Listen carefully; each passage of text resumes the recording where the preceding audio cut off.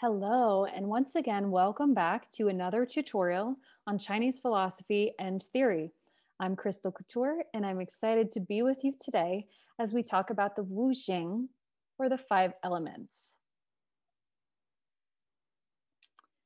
The basic concept of the Wu Xing is that we have 5 elements or 5 phases. These are known as the 5 elements of nature or the 5 phases of nature, the Wu Xing. This is a 5-fold conceptual schematic which is used to explain the phenomena of our existence, particularly the interactions and relationships within nature, the organs of our bodies, and of course, cosmic evolution. This idea was first noted in the Han Dynasty, which is about the 1st or 2nd century BC. Okay, so we have 5 elements. We're going to start here with the element of wood. Wood is depicted as green on your screen. The element of wood is associated with the season of spring. The element of fire, which is in pink or red at the top of your screen, is associated with the season of summer. The element of earth, which is yellowish orange, is associated with late summer. Metal, which is white, is associated with autumn. And of course, blue is associated with winter and the water element. So we start off with wood in the spring, where everything is about growth and bursting forth and greening up. Our next concept is the idea of fire, the summer season. Everything is starting to find its maturation, its beautiful bloom, its beautiful light. It's warm, the sun is shining, everything is in full swing of growth.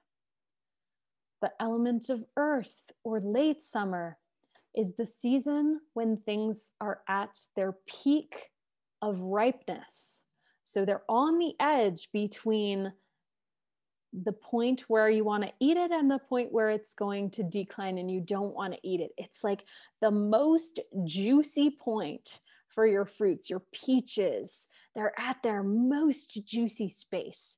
This is where the energy has the most balance in it. It's the most frequency of vibration of that fruit. It's the most concentrated, most potent. That's the word I was looking for. And then we start to go into the metal element, or the autumn season, where we start to bring that harvest inside and prepare for winter. This is about the decline, the descent of the energy. And then of course the winter comes after, which is the water element. And the winter is really all about returning to the essence, returning to the essence of you. In nature, what's happening outside from in your peach trees, you've harvested your peaches, you've brought them inside, you've probably frozen some of them, right? And then the leaves start to fall in autumn off the tree in the metal season, and they compost. This is the other part of metal that's pretty awesome. They compost around the base of the tree.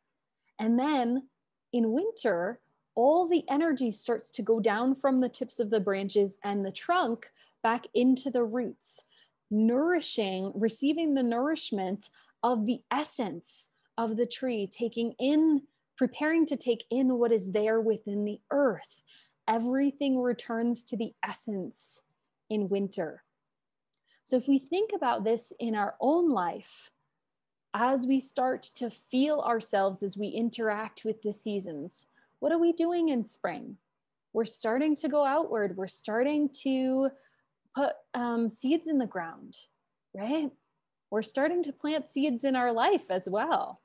In the summertime, we're tending to our crops.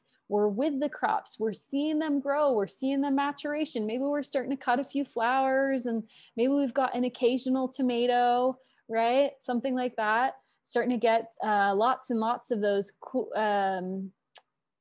cooler season vegetables that are just starting to die off, and the warmer season vegetables are starting to grow up, right? And then in the late summer, we harvest everything. I don't know about your gardens, but last year my garden was so full of tomatoes. It was like harvest after harvest of tomatoes in this late summer season. They just kept coming. It's amazing, right? It's abundant in that earth season. And then metal, of course, is this idea where we're starting to prepare. We're starting to put whatever we might put on top of our beds, compost or seaweed, whatever it might be, to prepare them, pulling out all the dead plants, planting the garlic, all of those things, right? To prepare for the next season ahead and close out this season. We let go of what we don't need and we prepare to receive the purity of the essence. And then in the winter time, our plants are doing their own thing. They don't need our attention, right? We're looking at like catalogs of what we might want to plant next year, right? So if we take it a step further, that's how we might interact with our garden. But what about how we might interact with ourselves, right? Now, spring is the time of bursting forth. So if in spring we are dragging our heels and refusing to move, we are essentially going against nature. Nature says, get up, start moving, start going outside again. And it's telling you it's time to do that because it's warm enough to do it. There's no snow. The birds are starting to chirp. They're saying, hello, we're here. The animals are starting to wake up, right? Show themselves again. The buds on the trees are popping up. They're just calling you and saying, hey, it's spring.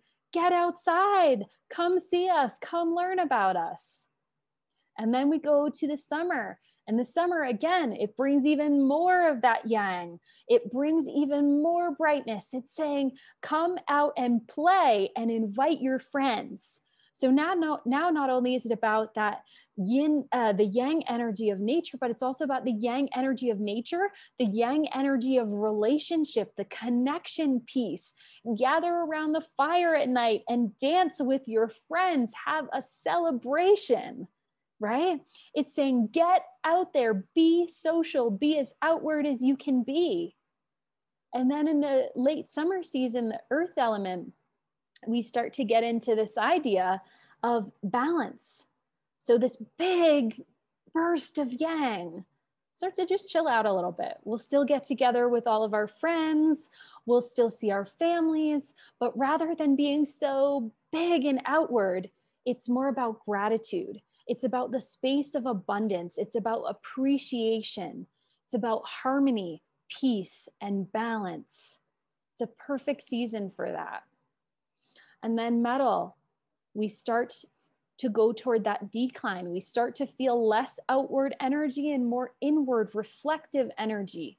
Now, as things are starting to decline in winter and the leaves are falling off the tree, they're letting go of that which doesn't serve them. It does not serve leaves to be on the tree in the middle of winter, right?